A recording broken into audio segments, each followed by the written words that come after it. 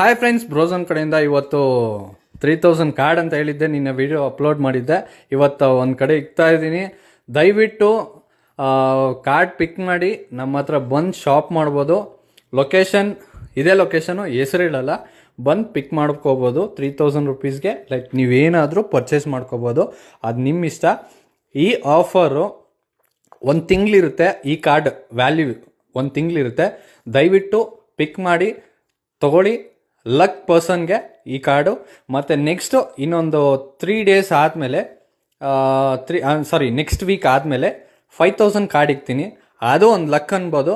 ಖಂಡಿತ ಇದು ಒಂದು ಖುಷಿ, ನನಗೊಂದು ಖುಷಿ ಆಗುತ್ತೆ. ಏನಕ್ಕೆ ಅಂದರೆ ತುಂಬ ಜನಕ್ಕೆ